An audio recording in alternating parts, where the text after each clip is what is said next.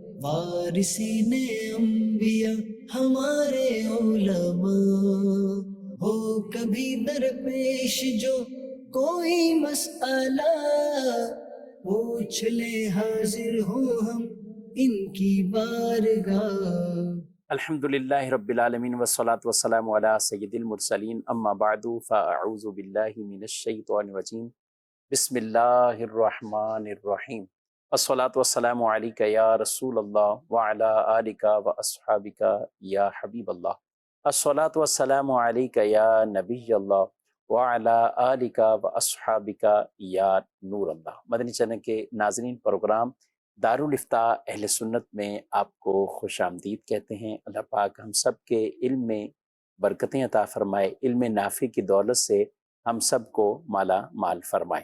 ابتداً درود پاک کی فضیلت ہمارے پیارے نبی صلی اللہ علیہ وآلہ وسلم کا فرمان عظمت عالی شان، ان اول الناس بی یوم القیامہ اکثرہم علیہ صلاۃ، قیامت کے دن میرے سب سے زیادہ قریب ترین وہ ہوگا جو مجھ پر کثرت سے درود پڑھتا ہوگا۔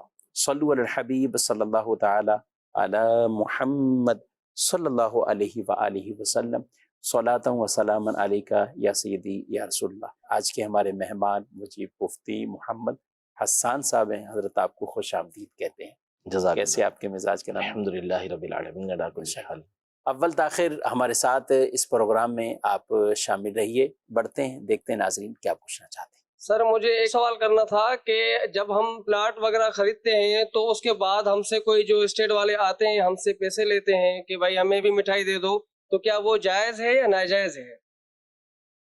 جی، پلاٹ خرید و فروخت کے اندر اسٹیٹ والے ان سے کچھ مانگتے ہیں۔ ایک تو وہ ہے کہ جو باقاعدہ کوئی اپنی بروکری کے طور پر کمیشن لینا، اور ایک یہ ہے کہ اس میں باقاعدہ وہ بروکر تو نہیں بنا لیکن وہ اپنی مٹھائی کے طور پہ پیسے طلب کرتے ہیں۔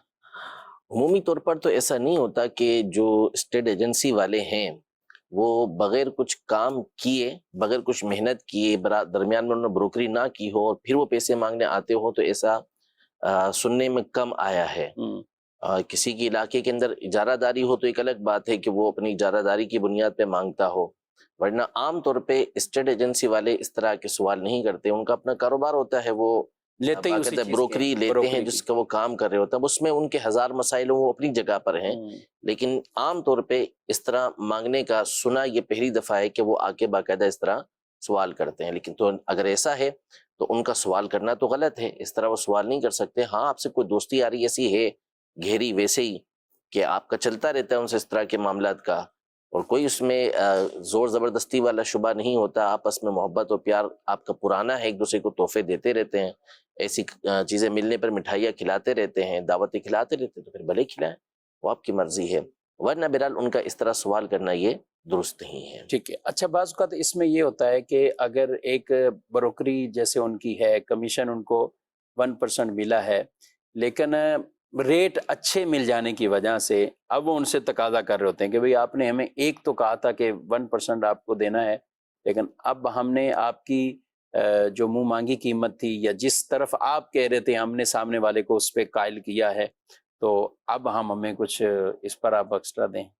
یہ بھی سوال کے زمرے میں آئے گا، جو اجرت طے ہوئی ہے وہی اجرت وہ مانگ سکتے ہیں، اس سے اوپر کی اجرت نہیں مانگ سکتے، کیونکہ ابتدا میں جب وہ بات ہوتی ہے تو عام طور پہ ایک تو ریٹ فکس ہوتا ہے، علاقہ وائز پرسنٹیج فکس ہوتی ہے کہ بھئی 1% 2% جو بھی ہوگا وہی عام طور پہ دیا جاتا ہے، اس سے زیادہ دیا نہیں جاتا، وہ چاہے کتنے کی بھی بکوائے گا، کیونکہ ایسا نہیں ہے کہ یہ طے ہوا تھا کہ 50 لاکھ کی بکوا دیں گے تو 1% اور پھر اس کے بعد 60 لاکھ کی بکائیں گے تو اوپر کے پیسے ہی نہیں ملیں گے۔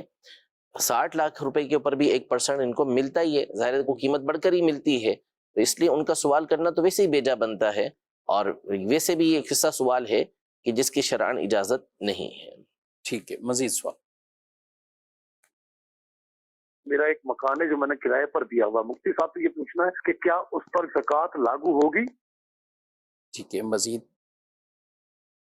اگر امام صاحب قرأت نہ کر سکتے ہو تو ان کے پیچھے نماز جائز ہے، یہ رہنمائی دے دیں ہمیں۔ قرأت ہی نہ کر سکتے ہوں، جی، مکان کرائے پر دیا ہوا ہے، اس پر زکوٰۃ بنتی؟ مکان جب کرائے پر دیا ہوا ہے انہوں نے تو واضح ہو گیا کہ یہ مکان اب بیچنے کی حیثیت سے باقی نہ رہا. یعنی اگر اس کو بیچنے کی نیت سے لیتے بھی تو بھی جب کرائے پر چڑھا دیا تو اب جو اس کی جو زکوٰۃ بنے گی وہ کرائے پر بنے گی، نہ کہ اس کی ویلیو کے اوپر. اصل یہ ہوتا ہے کہ جو بھی چیز ایسی ہے کہ جو سونے چاندی اور رقم وغیرہ کے علاوہ ہے، جو مال تجارت کہلاتا ہے، اس پر اس صورت میں زکوٰۃ واجب ہوتی ہے جب لیتے وقت اس بات کی نیت ہو کہ ہم نے اس کو بیچنا ہے. اگر لیتے ہوئے اس پر نیت نہیں تھی کہ ہم نے اس کو بیچنا ہے تو اس صورت میں اس کے اوپر زکوٰۃ نہیں ہے.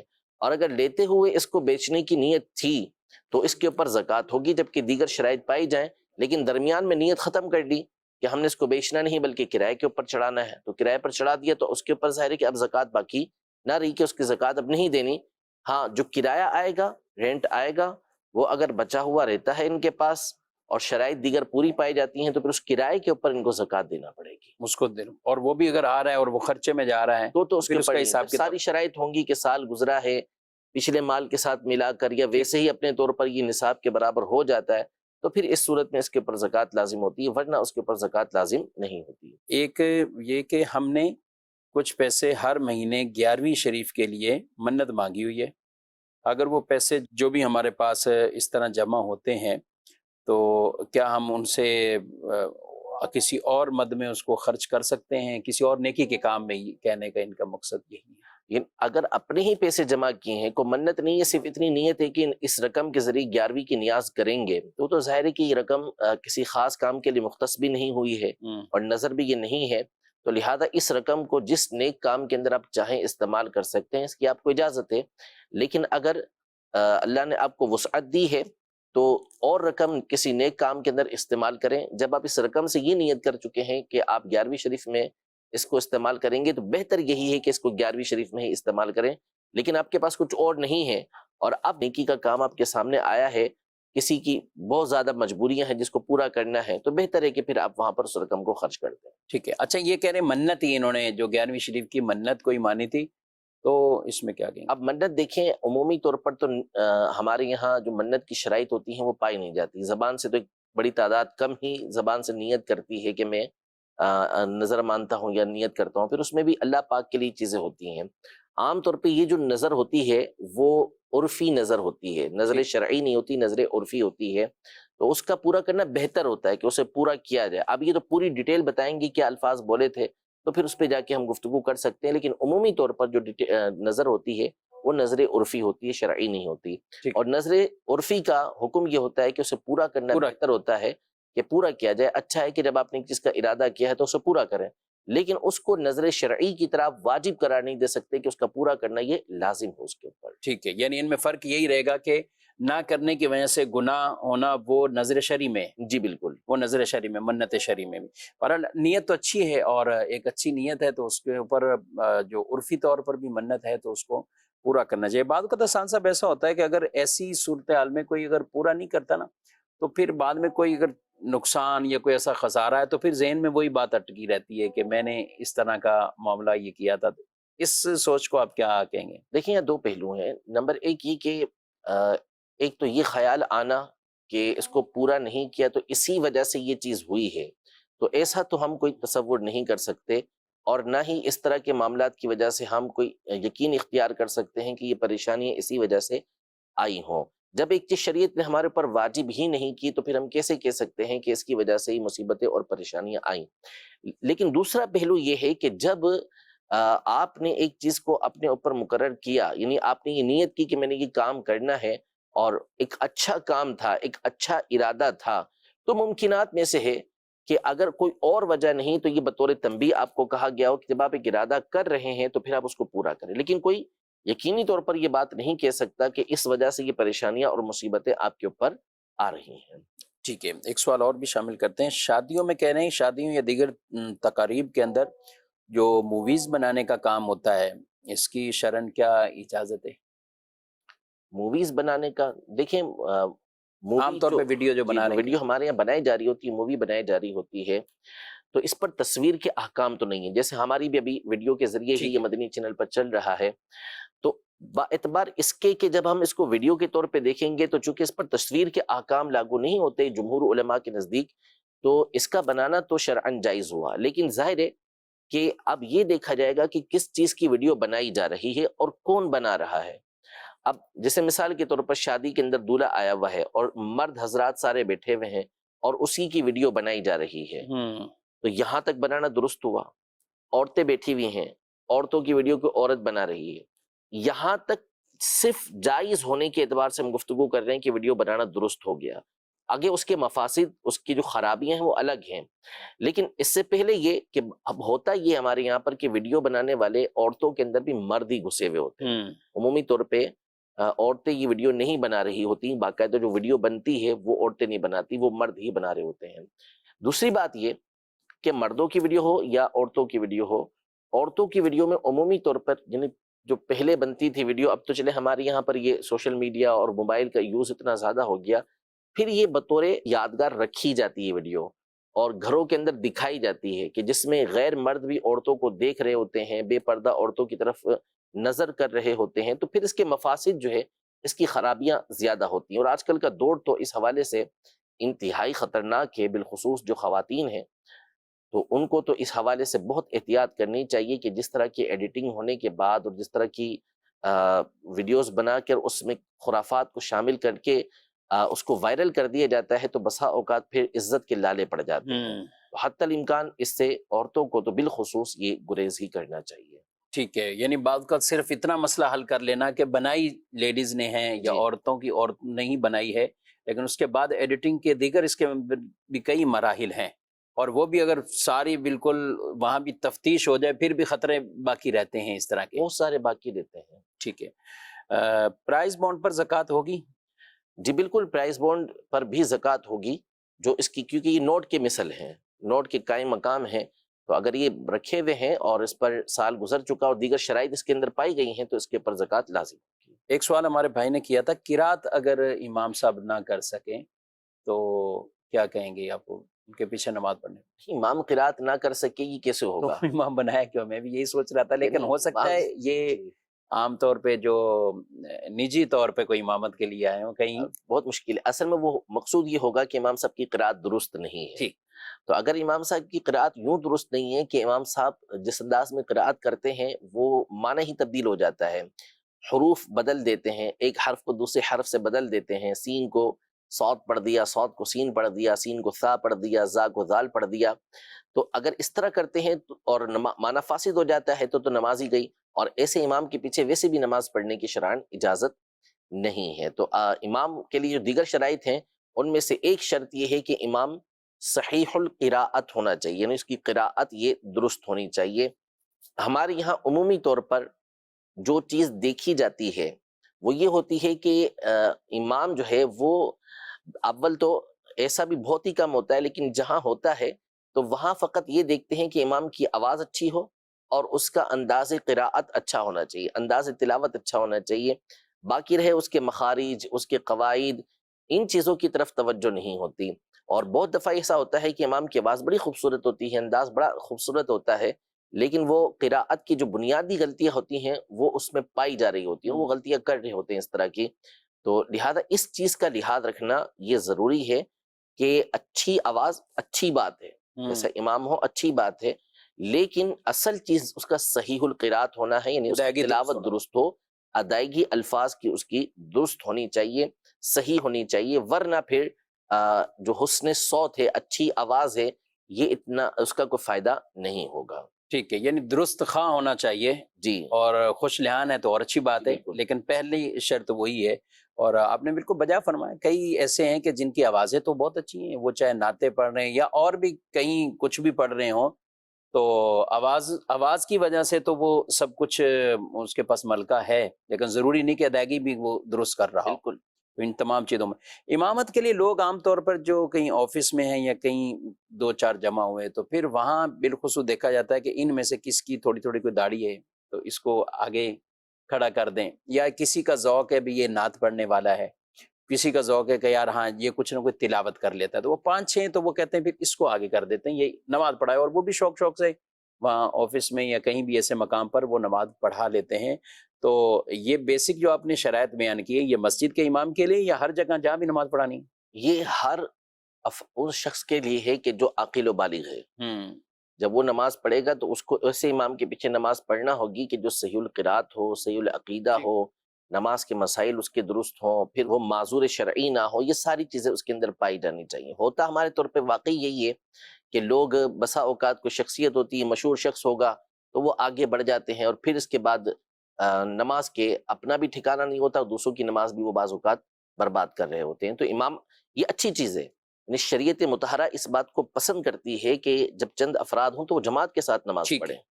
اچھی بات ہے کہ اس طرح نماز جماعت کے ساتھ پڑھی جائے، جبکہ جماعت اگر مسجد کی واجب ہوتی ہے تو پھر مسجد میں جا کے پڑھنا واجب ہے، یہ ضروری ہے. لیکن ایسے مقام پر ہیں کہ جہاں پر جماعت ان کے اوپر واجب نہیں ہے مسجد کی، اب یہ دفتر کے اندر، آفس کے اندر یا مارکیٹ کے اندر کسی مقام پہ چند افراد جمع ہیں، جماعت کروانا چاہتے ہیں، بالکل کروائیں، اچھی بات ہے. لیکن جہاں آپ دیگر چیزوں کے اندر لحاظ کرتے ہیں، خیال رکھتے ہیں، تو وہاں اس کا لحاظ بھی رکھنا ضروری ہوگا کہ امامت پھر وہی کروائے جس کے اندر امامت کی شرائط اہمیت موجود ہے.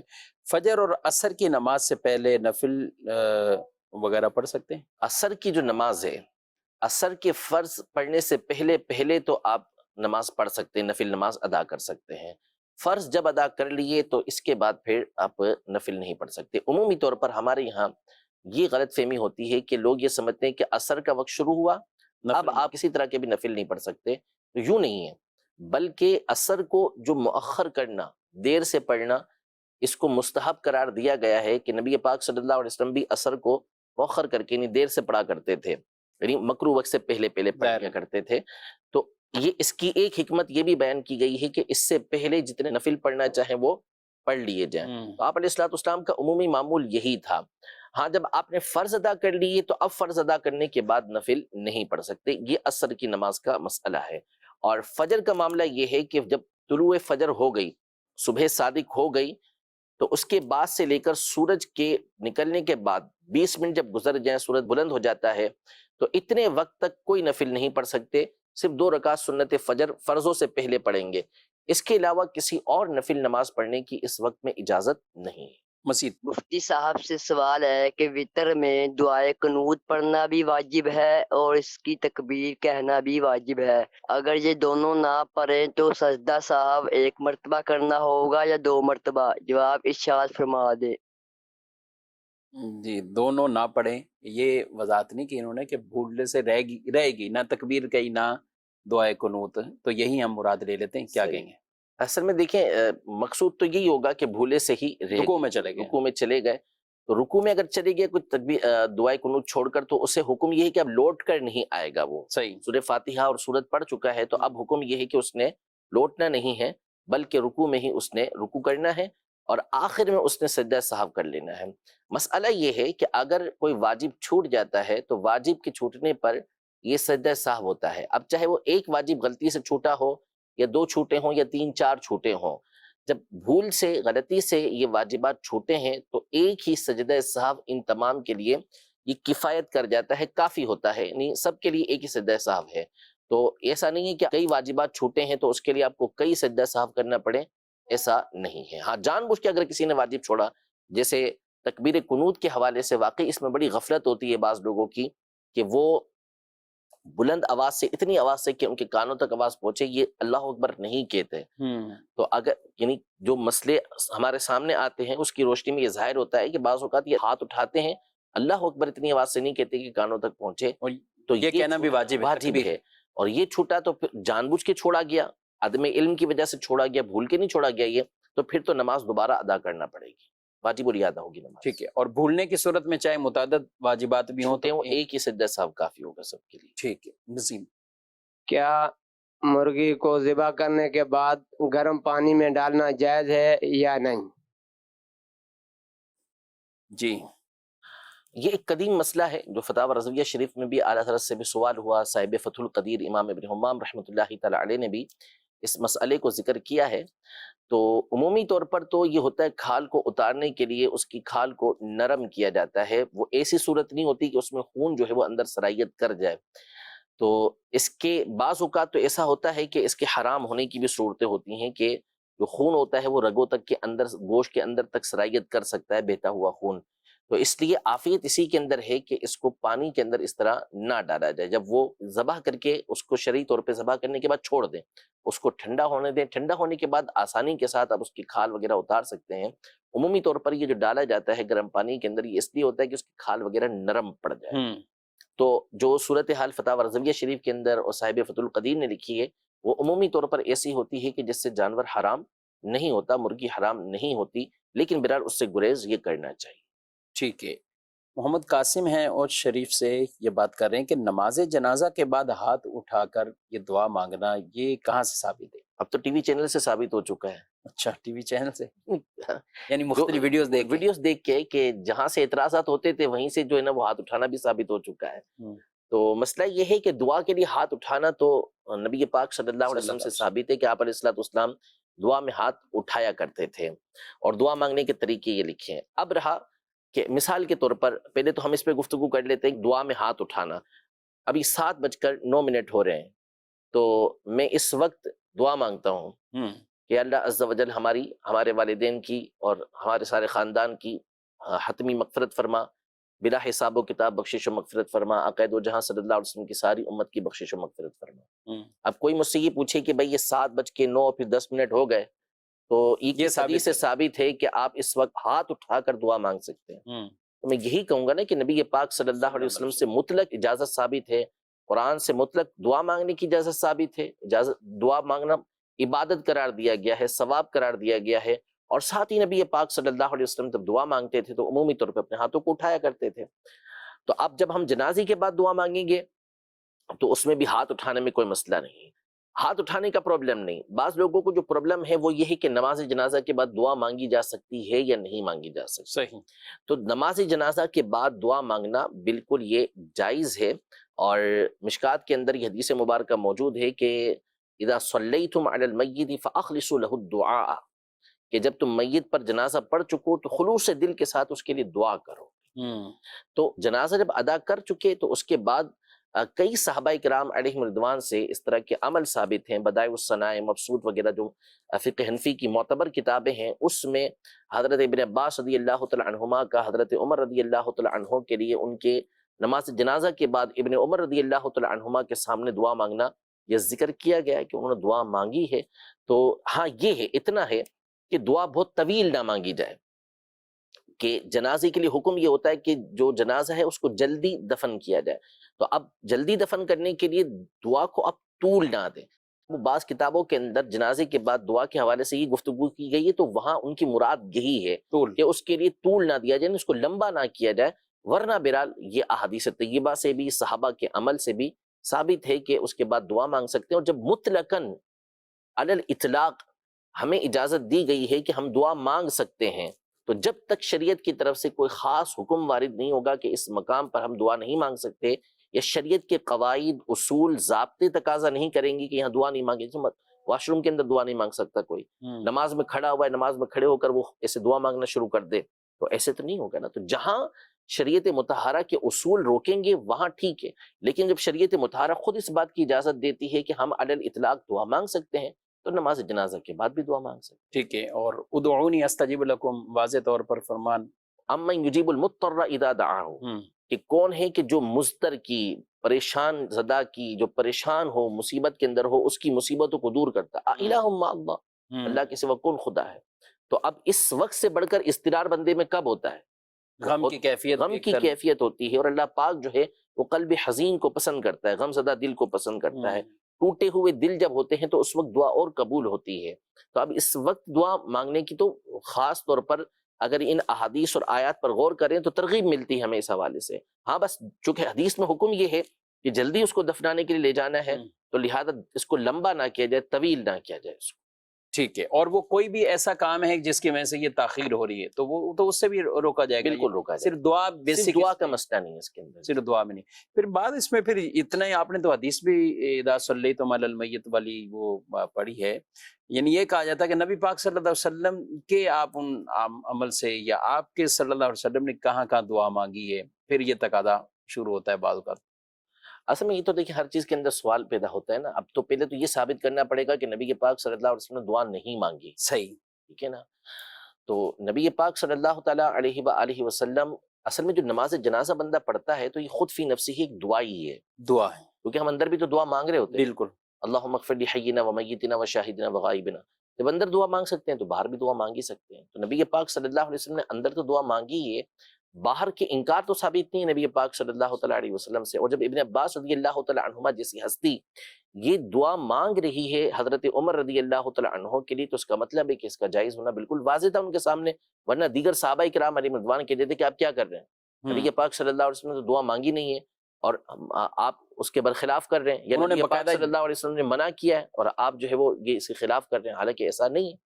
ٹھیک ہے، یعنی بعد از جنازہ انہوں نے دعا مانگی بالکل دعا مانگی. اور آپ صلی اللہ علیہ وآلہ وسلم نے کئیوں کے قبر پر بھی جا کر آپ صلی اللہ علیہ وسلم کے قبر کی وسعت کے حوالے سے بھی دعائیں مانگی. بالکل مانگی. قبر پر جا کے دعائیں مانگنے پر تو احادیث کا ڈھیر ہے، بلکہ مسئلہ شرعی یہ ہے کہ جب ایک دفعہ میت کے اوپر جنازہ پڑھ لیا جائے اور ولی نے پڑھ لیا یا ولی کی اجازت سے پڑھ لیا گیا تو پھر اس کے بعد دوبارہ اس کے اوپر جنازہ نہیں پڑھا جا سکتا. ٹھیک ہے، کیونکہ نماز جنازہ ایک ہی مرتبہ مشروع ہے، بار بار اس کی تکرار یہ احناف کے نزدیک مشروع نہیں ہے. لیکن نبی پاک صلی اللہ تعالیٰ علیہ وآلہ وسلم کی احادیث سے یہ بات ثابت ہے، اور یہ نبی پاک صلی اللہ علیہ وسلم کی خصوصیات ہے، آپ کی خصائص ہیں، آپ کے ساتھ خاص ہے، دوسروں کو اس کی اجازت نہیں ہے کہ بعضوں پر جنازہ پڑھ لیا گیا اور انہیں دفنا دیا گیا. تو نبی پاک صلی اللہ علیہ وسلم نے ارشاد، بخاری شریف کی حدیث مبارک ہے اور ایک سے زیادہ مقام پہ بخاری شریف کے اندر ہے کہ آپ علیہ الصلوۃ والسلام نے ارشاد فرمایا کہ تم نے مجھے کیوں نہیں بتایا. پھر آپ ان کی قبر پر گئے اور جا کے نماز جنازہ ادا کیا. اور ایک روایت کے اندر آپ نے فرمایا کہ قبریں جو ہوتی ہیں یہ ظلمت سے، اندھیرے سے بھری ہوتی ہیں، اور میرا اس پر جنازہ پڑھنا یہ تمہارے لیے نور ہوتا ہے. تو اب جنازہ تو پہلے ہو چکا تھا، دعا تو پہلے ہو چکی تھی، اب یہ دوسرا جنازہ پڑھا گیا تو یہ دعا ہی کی صورت بنتی ہے کہ آپ علیہ الصلوۃ والسلام نے گویا کہ ایک طرح سے دعا ان کے لیے کی ہے. تو تکراری نماز جنازہ نہیں ہے ہمارے یہاں پر، وہ اس لیے کہ نبی پاک صلی اللہ تعالیٰ علیہ وآلہ وسلم نے اس طرح نہیں کیا. ٹھیک ہے، ایک ہی دفعہ جنازہ ہوا ہے، اس کے علاوہ جنازہ نہیں ہوا. ٹھیک ہے، اور اس کو بھی ان روایات کو بھی اسی پر بھی محمول کیا گیا کہ یہاں بھی دعا مانگی گئی جو آپ صلی اللہ علیہ وسلم، جیسے وہ صفائی کرتے تھی خاتون، وہی بوڑھی عورت، دعا بھی کہا گیا. اور نبی پاک صلی اللہ علیہ وسلم کی خصوصیات میں سے بھی تھا. اور اعلیٰ حضرت نے نکتہ فرمایا کہ مومن کے سب سے بڑھ کر جو ولی ہیں وہ نبی پاک صلی اللہ علیہ وسلم. سبحان اللہ، سبحان اللہ. لہٰذا آپ کا پڑھنا ایسا ہی گویا کہ ولی نبی نماز جنازہ پڑھی نہیں تھی، اس کی اجازت کے بغیر پڑھ لی گئی تو انہوں نے آ کے دوبارہ پڑھ لی. ٹھیک ہے. اچھا، ویسے عام جو جنازوں میں یہ ولی کون ہوتے ہیں؟ ولی سے مراد سرپرست، یعنی جو قریب تر ہوتا ہے سب سے زیادہ. جیسے ماں ہے، انتقال ہوا تو بیٹا سب سے قریب جو ہے وہ ولی ہوگا. ٹھیک ہے، بیٹا نہیں تو باپ، پھر اس کے بعد ترتیب جو ہوتی ہے اس کے حساب سے یہ. اور متعدد بھی ہوں تو ایک بھی پڑھ لے تو کافی، تو بھی ہو جائے گا، ایک تو بھی کفایت. جی، میرا نام اعجاز علی ہے. مفتی صاحب سے میرا یہ سوال ہے کہ جب ہم گوشت کو دھوتے ہیں، دھو کے صاف کرتے ہیں اور پھر برتن میں ڈال کے دیگ میں ڈالنے کے لیے رکھتے ہیں تو اس میں بھی خون کا تھوڑا کلر آ جاتا ہے اسی پانی میں، اس کے لیے شریعت کیا کہتی ہے، شریعت کا حکم کیا ہے؟ جی، گوشت فروش ان کی طرف سے یہ دوسرا سوال ہے. گوشت ہے دھو دیا لیکن پھر بھی پکانے کے لیے جب اس میں ڈالا ہے تو بھی دیکھیے اس کو ایسا لگتا ہے کہ سرخی ہے. وہ ناپاک خون نہیں ہے، سوائے ناپاک خون وہ ہوتا ہے کہ جو بہتا خون ہو. ذبح کے وقت جو خون نکلتا ہے وہ خون ناپاک ہوتا ہے. باقی گوشت کا خون یہ ناپاک نہیں ہوتا، لیکن ظاہر ہے کہ اس کو کھائے گا کون، تو لہٰذا اس کو آپ نکال کے پھینک دیں اور اس کو ستھرا کرنے کے بعد اسے آپ گوشت کھا سکتے ہیں. وہ حرام نہیں ہے، ناپاک نہیں ہے وہ. ٹھیک ہے. مزید میرا مفتی صاحب کی بارگاہ میں یہ سوال ہے کہ بعض اوقات جیسے مسجد میں لائٹ چلی جاتی ہے، بعض اوقات امام صاحب تکبیر کہتے ہیں تو بہت سارے لوگ پیچھے مکبر بن جاتے ہیں. ایسی صورت میں کس کو فالو کیا جائے گا؟ اور اگر خدا نخواستہ ایک تکبیر امام کی ہم نے لی اور باقی کسی اور کی لی تو کیا نماز کا حکم کیا ہوگا اور اس میں ہمیں کیا احتیاط کرنی چاہیے؟ جی، کون مکبر بنے؟ خود بخود بن جائیں، کیا کریں؟ سب سے پہلے تو دیکھیں یہ ضروری ہے کہ مکبر جو ہے اس کی شرائط ہے. ہر ایک مکبر نہیں بن سکتا. مکبر وہی بنے گا جس کی تلفظ وغیرہ ٹھیک ہوں گے، وہ صحیح طریقے سے تکبیر کہہ سکتا ہو. اب بعض اوقات نعوذ باللہ جیسے اللہ اکبر کہنا ہے تو اب اس کو اللہ اکبر کی جگہ اللہ اکبر نعوذ باللہ پڑھ دیا یا اللہ اکبار پڑھ دیا تو اب اس تو معنی ہی فاسد ہو جائیں گے، اور جان بوجھ کے پڑھنا تو کفر ہو جائے گا. تو کیونکہ اس کے معنی اتنے خراب ہو جاتے ہیں اللہ پاک کی بارگاہ کے اندر کہ وہ نماز کو فاسد کر دے گا. اب جب وہ نماز میں ہی نہ رہا تو اس کو کیسے فالو کر سکیں گے؟ اس کی تکبیر کے اوپر تو رکوع سجود سجدہ وغیرہ نہیں کر سکتے. تو لہٰذا سب سے پہلے تو یہ ضروری ہے. واقعی ایسا ہوتا ہے، اور بالخصوص جو بچے ہوتے ہیں وہ بھی اس میں شروع ہوئے ہوتے ہیں، تو جو چاہتا ہے وہ اس طرح تکبیر کہنا شروع کر دیتے. تو ایسے نہیں، بلکہ جس کو پتہ ہے کہ میرے تلفظ ٹھیک ہیں اور وہ ہو بھی ایسے مقام پہ کھڑا ہوا کہ جس میں اس کی تکبیر دینا فائدہ دیتا ہو. بعض اوقات بعض لوگ بن جاتے ہیں ان سے تیز خود امام کی آواز جاری ہوتی ہے. اچھا، یعنی امام نے تکبیر کہی، اللہ اکبر کہا، تو اس کی آواز جاری ہے 5ویں صف تک، اور پہلی صف میں کھڑا ہوا بندہ اقامت کہہ رہا ہے، اس کی آواز جاری ہے 2ری 3ری صف تک. تو بھائی آپ کے تکبیر کہنے کا تو کوئی فائدہ نہ ہوا. تکبیر کا اصل مقصد یہ ہے کہ جہاں تک امام کی آواز جاری ہے اس کے آگے پھر اس کی آواز کو پہنچانا. ٹھیک. تو اب آپ 5ویں صف 6ٹھی صف میں یا جہاں بھی آپ کھڑے ہیں، امام کی آواز پتہ ہے کہ اس سے آگے نہیں جائے گی، تو آپ پھر اتنی بلند آواز سے آواز کہیں کہ دوسرے تک پہنچ جائے. لہذا پہلے تو جو تکبیر کہہ رہا ہے اس کو صحیح طریقے سے تکبیر کہنا آتی ہے، اور واقعی اس کی آواز بھی ایسی ہو کہ جس سے لوگوں کو فائدہ پہنچ رہا ہو. تو آپ 2 بن جائیں یا 3 بن جائیں 4 بن جائیں، شریعت نے اس کی کوئی حد مقرر نہیں کی ہوئی. اور دوسرا حکم یہ ہے کہ اس میں یہ کوئی مسئلہ نہیں ہے کہ پہلی تکبیر آپ نے امام صاحب کی تکبیر کے ساتھ آپ رکوع میں گئے تھے، سجدے میں گئے تھے، اب وہ مکبر کہہ رہا ہے تو اس کے آپ تکبیر پر جا رہے. تو اصل میں آپ مکبر کی تکبیر پر نہیں جا رہے، وہ صرف آپ کو امام کے جو انتقالات ہیں ایک رکن سے دوسرے رکن کے اندر جو امام جا رہا ہے اس کے بارے میں آپ کو بتا رہا ہے، خبر دے رہا ہے. تو آپ اصل میں امام ہی کو فالو کر رہے ہیں، تو اس کی آواز کے اوپر سجدہ رکوع کرنے میں کوئی حرج نہیں ہے. ٹھیک ہے. یہ کئی مسجدوں میں اس طرح کے معاملات درپیش آ جاتے ہیں. پچھلے دن ایک مسجد میں ایسا ہوا کہ لائٹ چلے گی اور اتفاق کے جنریٹر کچھ ٹائم لیتا ہے، لیکن میں مشورہ دوں گا کہ یو پی ایس کا اہتمام ہونا چاہیے، بالخصوص ایسی مساجد جو فرسٹ فلور. جب ہمارے یہاں عام ہے کہ ہم مائک پر نماز پڑھاتے ہیں، مائک پر نماز پڑھاتے ہیں، اور عمومی طور پہ اتنی پبلک ہوتی ہے بہت ساری مساجد کے اندر کے، اور ائمہ جو ہے پڑھاتے ہیں وہ مائک کے بہت جگہ پر محتاج ہی ہوتے ہیں. جی جی. تو پہلے سے ان چیزوں کا اہتمام ہونا چاہیے، یو پی ایس ہونا چاہیے. اب وہ تو نہیں ہوا، لیکن اب فرسٹ فلور پہ جیسے تھے تو نماز بھی جمعے کی نماز ہے. اب کھڑے تو ہو گئے ہیں، لیکن اس میں کھڑے ہوتے ہوئے دوسری رکعت کے لیے کھڑے ہوئے تو لائٹ چلے گی اور مائک بھی بند، کھڑے سب ہو گئے ہیں. تو اوپر سے بعد میں کسی نے جا کے سوال کیا، پوچھا کہ وہ ایک نے خود ہی قرات شروع کر دی 4تھی صف میں. یہ نہیں آیا، حیرت ہے کہ 4تھی صف میں کھڑے ہو کے خود ہی امام بن گئے. اچھا ابھی تھوڑا سا ہی پڑا ہے کہ لائٹ جنریٹر چل گیا، لائٹ آ گئی، تو اب جب وہ قرات ہوئی ہے تو اس کو بعد میں سب لوگ دیکھ رہے بھی آپ کو کیا ہوا بالکل اچانک جو ہے نا.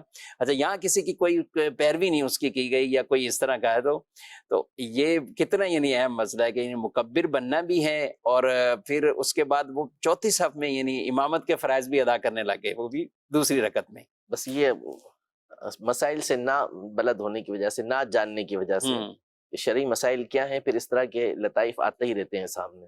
ہم نے میلاد شریف پڑھوانی ہے اور ہمارے پاس پیسے کم ہیں، ادھار لے کر میلاد شریف پڑھا سکتے ہیں؟ جی. اصل میں میلاد میں کرنا کیا ہے؟ عمومی طور پر تو میلاد میں پیسوں کی تو محتاجی نہیں ہوتی، یعنی تھوڑے پیسوں کے ذریعے بھی میلاد ہو سکتا ہے. شاہ ولی اللہ محدث دہلوی رحمۃ اللہ تعالی علیہ کے والد شاہ عبد الرحیم محدث دہلوی رحمۃ اللہ تعالی علیہ ہر سال میلاد کے موقع پر نیاز کرتے تھے اچھی بھلی. ایک سال کچھ بھی نہیں تھا تو صرف چنے تھے ان کے پاس، بھنے ہوئے چنے، تو انہوں نے اسی کے اوپر نیاز کر دی اور اسی سے میلاد بنا لیا. تو خواب میں نبی پاک صلی اللہ علیہ وسلم کی زیارت ہوئی تو دیکھا کہ وہی چنے جو ہے وہ بھنے ہوئے چنے نبی پاک صلی اللہ تعالیٰ علیہ وسلم کے سامنے رکھے ہوئے اور آپ اسے تناول فرما رہے ہیں. سبحان اللہ. میلاد جو ہے وہ ان چیزوں کا محتاج نہیں ہے. تو جتنی رقم آپ کے پاس ہے تو آپ آسانی کے ساتھ، اب یہ ضروری نہیں کہ آپ اس کے اندر بہت ہی زیادہ کھانے پینے کا اہتمام کریں یا بہت بڑے بڑے آپ خرچے اس کے اندر کریں. آپ تھوڑی سی رقم کے ذریعے بھی جو آپ کی وسعت اللہ پاک نے آپ کو دی ہے اس کے ذریعے سے آپ میلاد منا سکتے ہیں. باقی اگر آپ قرضہ لیتے ہیں اور آپ کو پتہ ہے کہ آپ اس کو بآسانی ادا کر لیں گے تو قرضہ لینے میں کوئی حرج نہیں ہے، اسے آپ جبکہ ادا کرنے کی نیت ہو اور آپ ادا کر بھی سکتے ہوں. اپنے آپ کو مشقت میں ڈالنا اور پریشانی کے اندر آنا یا ذلت کے ساتھ کسی سے قرضہ لینا، اس کی شرعاً اجازت نہیں. ٹھیک ہے، ماشاءاللہ بہت اہم بات. اور پھر بالخصوص آپ نے جو یہ کہا، اب یہاں یہ ہے کہ کسی کا اہتمام کم ہو تو آنے والے بھی تو صاحب خانہ کو وہ کہیں گے نا کہ آپ کو اپنے میلاد بھی کروایا تو اہتمام آپ نے اس طرح نہیں کیا.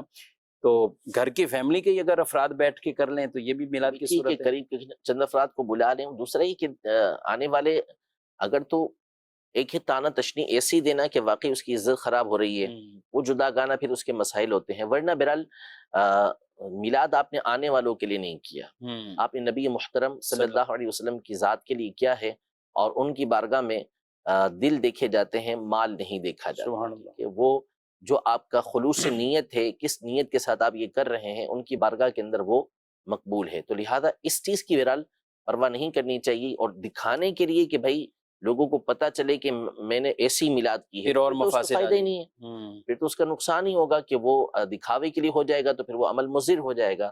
تو لہذا جو اللہ نے وسعت دی ہے خلوص نیت کے ساتھ وہ کریں. قبول کرنے والی ذات بھی اللہ کی ہے، عزت دینے والی ذات بھی اللہ کی ہے. ماشاءاللہ ماشاءاللہ. اور جس کے دل میں جتنی اچھی نیت ہے اور جتنا قرب وہ پا سکتا ہے تو ضرور اسی انداز سے اپنے گھر والوں کو بھی اکٹھے کر کے. بعض لوگ یہ ان کے لیے بھی جواب ہوگا جو کہتے ہیں کہ غریب آدمی تو میلاد کر ہی نہیں سکتا، تو ایسا نہیں ہے، وہ بھی کر سکتا ہے. آپ اپنی وسعت کے مطابق اپنے گھر پہ رہ کر آپ یوں میلاد کر سکتے ہیں، اور ہر گھر میں میلاد ہونا چاہیے، یعنی ذکر مصطفیٰ صلی اللہ علیہ وآلہ وسلم بھی اس انداز سے. اور ماشاءاللہ ہر گھروں میں اہتمام کھانے پینے دیگر چیزوں کے ہوتے ہیں، کچھ ایکسٹرا کر لیں. کچھ بچے ہیں، امیر علیہ سنت دامت برکاتہ علیہ کا رسالہ لے لیں، نور والا چہرہ، مبارک چہرے کے واقعات ہیں، پڑھ کر سنا دیجئے. نعت شریف بچوں کو یاد ہوتی ہے، ایک دو نعتیں پڑھ لیجئے، انشاءاللہ آپ کا یہی ذکر میلاد ہے، اور میلاد شریف کا اہتمام بھی ہو جائے گا. اللہ پاک ہم سب کو خوب نبی رحمت صلی اللہ علیہ وسلم کے میلاد منانے کی توفیق عطا فرمائے. آمین بجاہ النبی الامین صلی اللہ علیہ وسلم. وارثین انبیاء ہمارے علماء، ہو کبھی درپیش جو کوئی مسئلہ، پوچھ لے حاضر ہوں ہم ان کی بارگاہ.